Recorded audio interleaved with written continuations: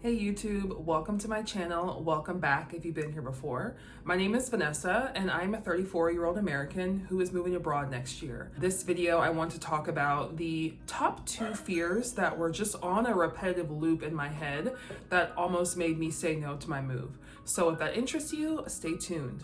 Okay, so the first thing that almost made me say no to my move, the first lie that almost made me say no to my move was the lie that I was too old. This is something that I think I got from just being online too much, or maybe just from, it's a message that is shared a lot, and that's that women who are older than 25 or 27 should settle down and not fulfill their dreams and, get married and have babies. And that's something that, unfortunately, in today's age, we are hearing a lot of. I want you to know that you're not too old. When I first was offered the position for a few weeks, a few days, maybe even up to 2 weeks, I was telling myself that I was too old, that only people in their 20s can live abroad. I was like, I have too many bills. I've just done too much with my life. I have a dog. So I had my mind made up that I was too old. Now that I'm on the other side of that and I've made up my mind to move, I am really just like so shocked.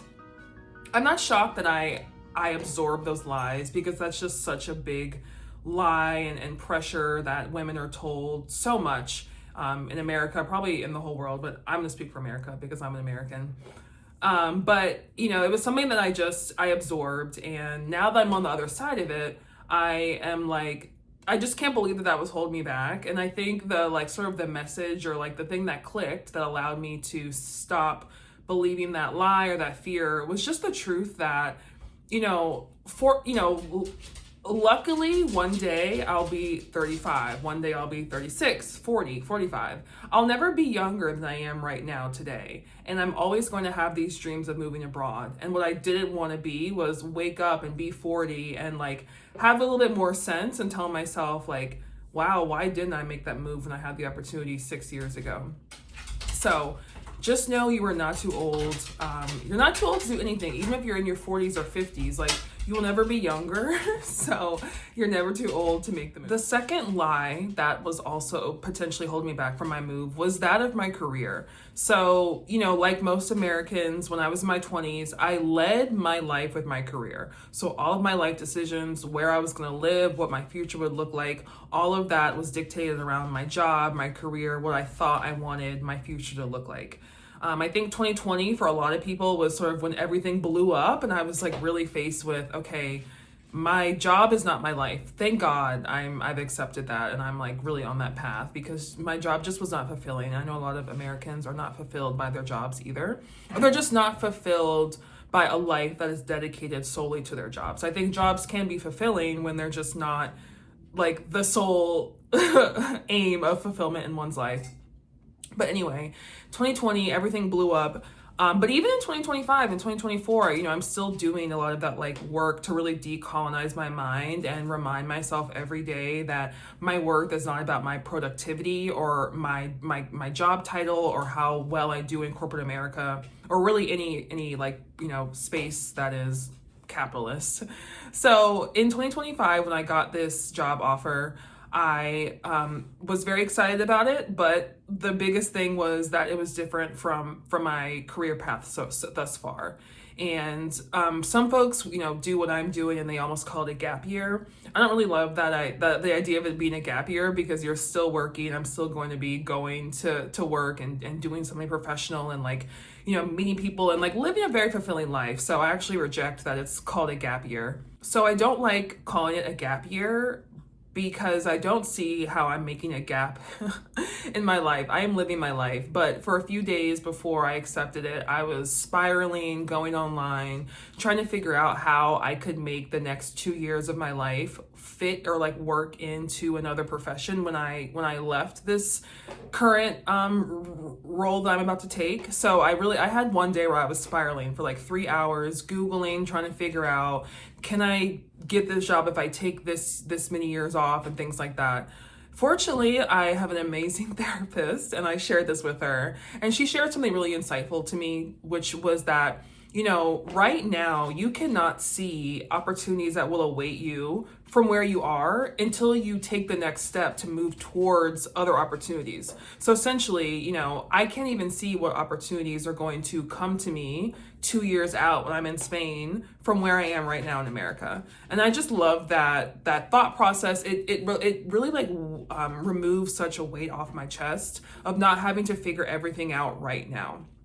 I think that is a big pressure and a big lie I was telling myself, is that I needed everything to be figured out right now. You know, I needed my career to be figured out when I was 18, when I was 22, when I was 25. I have 2 master's degrees. Yeah, I have 3 degrees. I have 2 master's degrees. And I think I've told myself that at each one of these degrees, I should have had it figured out. I should know what I'm about to be doing. I mean, that's what we are told when we are in school, when we're coming up. You know, I think with liberal arts, I was a liberal arts grad, so I loved that I had a little bit more like flexibility in what I was studying. I studied, you know, English, I studied Spanish, I studied literature, I studied theology, I studied biology. I was able to study a bunch of different things, which I'm really grateful for. But we are told that, you know, like you need to declare a major and you need to decide what you're going to do. And then when you graduate, you'll get this job and then maybe you'll get promoted and then you'll do this for 10, 20 years. And that just has not been my experience at all. It's not the experience that a lot of Americans are experiencing right now, especially in this economy that is just like totally blown up. Everything is so different from what it was even 5 years ago. So I say all that to say that I was spiraling. I was telling myself that there's no way I could take this break. But when I shared that with my therapist and also with friends now too, people are just like, you know, we're out here just trying our best, right? Like most of us are out here trying our best, living day to day, not really sure what the next 2 years, 2 months might look like. But we move, you know, we get up each day and like I put my best foot forward and just try and live out the day. So I think ultimately the lie that I was telling myself about not being able to pick up a career after these 2 years were over is really just another example of a deficit mindset. I made a video yesterday about Americans not being empowered in their decisions in the workplace. And ever since I unlocked this truth, I just can't stop seeing it. I'm really concerned about the disempowering of the working class in America right now. These jobs are asking us to do everything. I understand we need jobs, so it's just like, it's a real power play, I feel like, in terms of the work experience for Americans right now.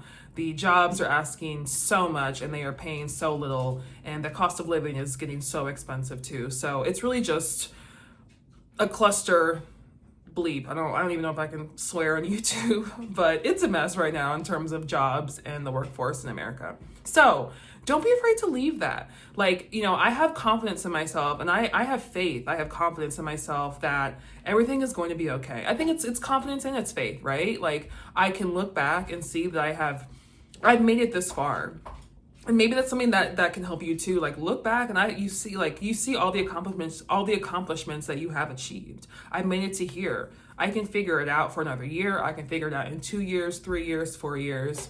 So ever since I sort of like uncovered that and really started building trust with myself, I'm actually now more excited to see what these next 2 years will bring. I feel like there will be so many opportunities that will await me. And the more I put myself out there and just be authentic and share my story, more opportunities will come. So those were the 2 lies I was telling myself. The first one was that I was too old, and the second one was that I could not take a break in my career.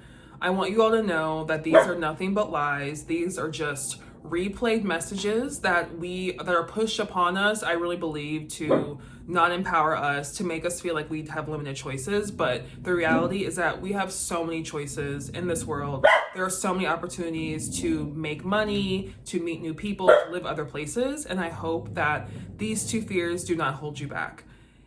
If you made it this far, thank you so much for tuning in and listening. I'm sorry I have dogs behind me today. I know it's probably so annoying. I'm new on my YouTube journey, but I am dedicated to building this channel because I want to connect with other people who are considering moving abroad and really just like share some of the things that were holding me back, that I've worked so hard to like break down and just not let fear hold me back. So if you can relate to that, please feel free to subscribe, give the video a thumbs up. It helps a lot with the algorithm, as I'm sure you know. So yes, thank you so much for pressing play. I'll be back again very soon with another video. All right, have a great day. Thank you all.